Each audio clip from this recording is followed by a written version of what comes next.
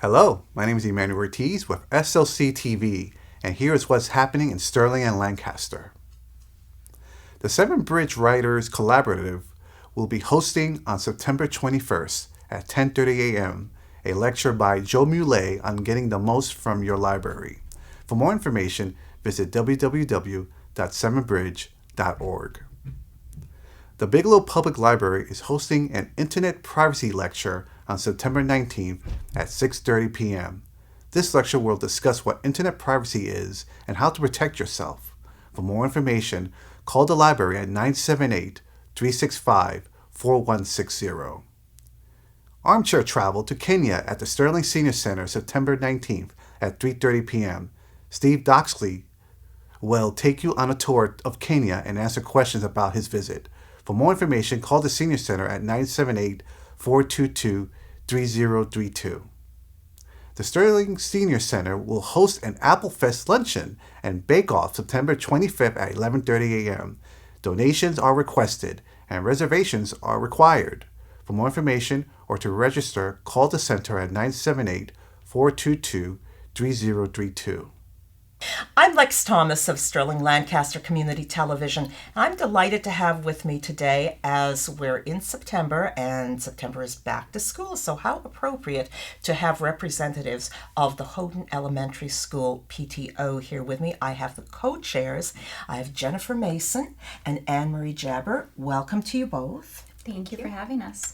Now, there's a couple of things that I want to talk about here. First of all, let's talk about the Houghton PTO. So you are co-chairs. What are the things that the Houghton PTO is going to be working towards in the near future and going through the year? Yeah, so we're both actually new to the Houghton PTO this year. We're super excited to have joined. We both have first graders. So we spent last year observing, learning, seeing what PTO was all about. And we're super excited to take over for this coming year.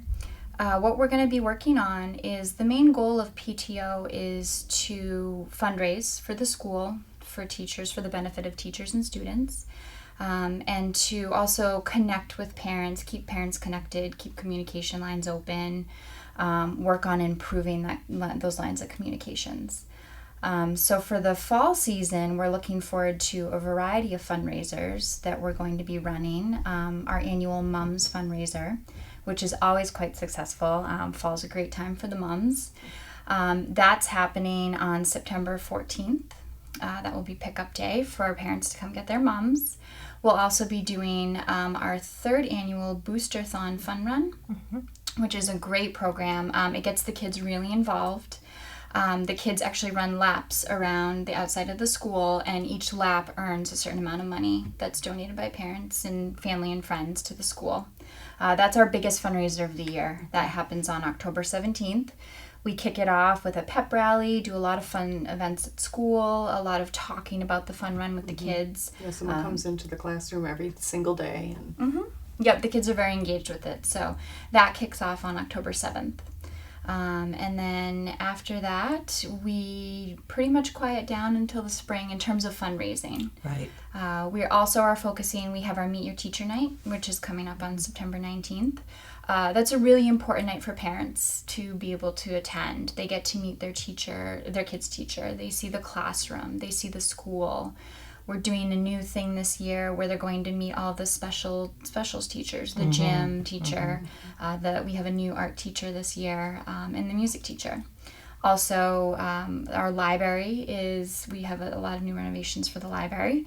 Anne-Marie is actually one of the library people. Coordinators. And, Laura Darrow are the new library coordinators this year.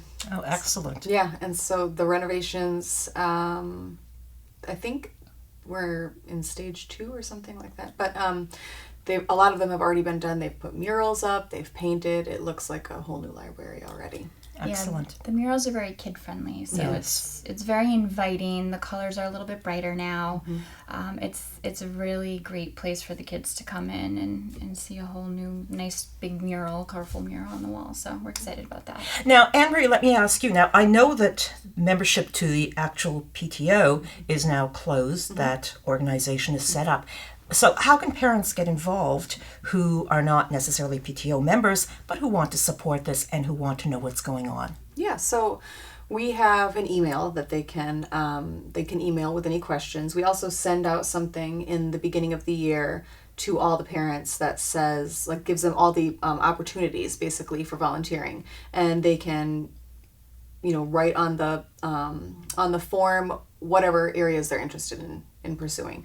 And then also we have a Facebook page. There are also different Facebook pages for each of the grades that we try to make sure we Share have information. Yes, exactly, like share information on there. And obviously talk to anybody that you know is on PTO. You can come to the PTO meetings that are the first Tuesday. They're the second Tuesday of the month. So and anybody can attend those. Anybody can attend. And those, at what time do those happen? Where are they? 7:00 in the library at Houghton Library. At Houghton Elementary School. Very good.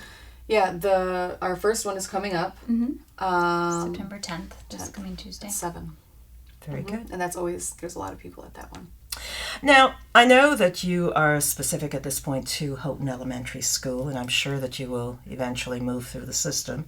I know when I moved to Sterling, I became a member of the Jogset PTO and was involved with that many years while my son was at that school. Why is PTO important? Why should people care? Why should they get involved? And this isn't just for Houghton, but for any school. Why? Well, I would say that the fundraising that we do is really important. It goes back to the students and to the teachers and a lot of enrichment programs. It's a huge benefit to the kids. The amount of money that we're able to raise in a year is extraordinary, considering that we only do a couple fundraisers. But as we're looking at the budget every year, you realize how important it is to keep those enrichment programs going. So I think it's important for parents to know that and to know that whatever you're doing in any capacity, that they can help us volunteer, donate, help with sponsorship. Even if it seems small, it never is. Any amount of help always goes back to benefit their own kids in some small way. So it's important for parents to remain in contact, at least with the PTO, just to stay updated on all those things. Now, you've raised a couple of interesting things as well, and things that I think that our viewers should know. First of all, you mentioned donations, and one of my questions to you is going to be, how can people become involved who don't necessarily have a child in the system, but I believe that you're always looking for donations from local businesses, for any of our business people that might be watching.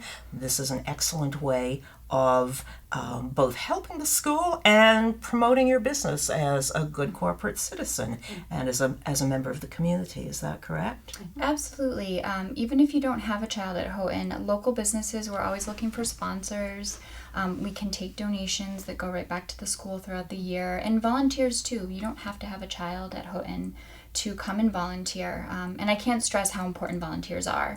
There's only 6 of us officially on the board, and 6 people cannot run all these events. 400 kids almost.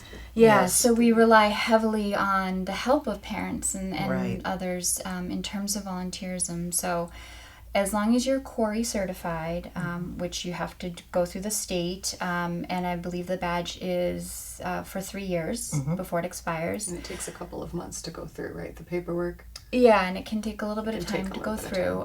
But you are required to have that to do anything at the school. Whether it's the library, whether it's a function or event related to the school, you have to have your Quarry. But we're happy to have volunteers help out, or businesses who are looking to donate reach out to us, and we're happy to talk about what sponsorship options we have, or just simply donations that we can accept. Now, how about for parents who might in future be interested in serving on a PTO board? How does that get set up? How can they make that happen or start those wheels turning? I mean, what we did was just get involved the years before. We made sure to stay active in the PTO, go to meetings, just stay abreast of what was happening. Sure. And like she said, we sat in, we listened, we made sure we knew the positions that were coming up, and learned about them through the people that were there both the year before. And how long are the terms on the PTO? They're all different. They're 2-year terms. 2-year Yeah, terms. Oh, they all technically are? 2-year terms. Okay. Right, yeah. There you go. You learned Yeah, something right. there. I just learned something. There's a little bit of flexibility. Yeah, Sure. You right. know, Some people have stayed on a little. we have some people whose kids are in their last year in Houghton and are staying on for a 1-year term because their kids are going on to Going Chocolate. to be moving, right? Yeah, so, but it was great to take a year for me. My son was in kindergarten last year, and Marie's son as well, to take a year and just learn what PTO was. You know, my first child going into the school system, I didn't know what a PTO really was, what it did. You know, you hear PTO mom tossed around, which can sometimes sound derogatory, but it's really an amazing organization that does a lot for the school, a lot to keep parents informed. It's a lot of work. As I've come to find out, it's, you know, it's not this, you know, we go to meetings and we do baked goods and we sit around and we chat. Drink coffee and It's actually quite a lot of work. So it was good to take a year to learn about it. And I would encourage anyone to, just like Anne-Marie said, come to meetings. And even if you don't say anything, you just listen and observe. That's what I did for a year, and I learned so much, and it made me more prepared for this year. Now, when you're talking about where from the fundraising, where the funds go, you've talked about enrichment programs and that sort of thing. Give me an example. What are some of the kinds of enrichment programs that are funded by the PTO? We do a lot of like field trips with the kids, different varieties for different grades. There's an owl exploratory I don't know what you call it, but it's like a program Right. that I believe it's first graders get to do, first or second graders get to do. Okay. Field trips to Davis Farmland. We put on functions for the end of the year for the fourth graders that are heading off to Choxit. You know, a lot of, we pay for specific programs through, you know, the school funding and the systems that IXL is a program that the kids use on a daily basis. So those programs are quite costly, but important. It's a lot of, you know, it takes the kids beyond the classroom. And we share this with the kids so they can do it at home. So it's extended lessons, it's extended practice for the children. So all that type of stuff are the enrichments that we focus We also on. fund mini grants. If a teacher has a specific program or something, you know, project that they really want to be able to do with the kids, they bring it to the PTO meetings, and I don't know, I've never been witness to them not receiving funds for something that is going to be enriching for the kids. Yeah, the more money that we have to spend, the more we can fund those types of programs. And, you know, one example that comes to mind was Mr. Walsh. The gym teacher needed new sets of equipment. The equipment that he had was getting old and, you know, balls weren't bouncing and stuff like that. And I think that physical education is very important for kids, especially the younger grades. They need a place to get that energy out. So something like that we were able to fund last year, which is beneficial to the kids. So. Well, all the best to you in your new endeavor here, and I think Houghton is very fortunate to have you as co-chairs. I know that, and I know that from years of PTO experience myself, I know you're going to enjoy it. When I look back on it, I'm glad it was then and not now, but I loved every minute of it, and I'm sure that you will as well. So have a wonderful year, and I look forward to catching up with you again. Thank you you. Thanks so so much. much for joining me. Thank you. The Thayer Memorial Library presents Touchable Tales Story Hour, presented by Equitarium on September 18th at 1 p.m. Children aged pre-kindergarten to first grade will hear stories and be able to touch the tails of animals. Registration is required by calling Marin at 978-368-8928, extension 5. Senior Strong returns to the Sterling Senior Center, providing strength, flexibility, and balance training. This class takes place Fridays at 1 p.m. starting September 13th and ending November 1st. For more information, call the center at 978-422-3032. Registration is now open for the Seven Bridge Writers Collaborative Autumn Writing Groups. To register or for more information, visit www.sevenbridge.org. I'm Emmanuel Ortiz, and that's what's happening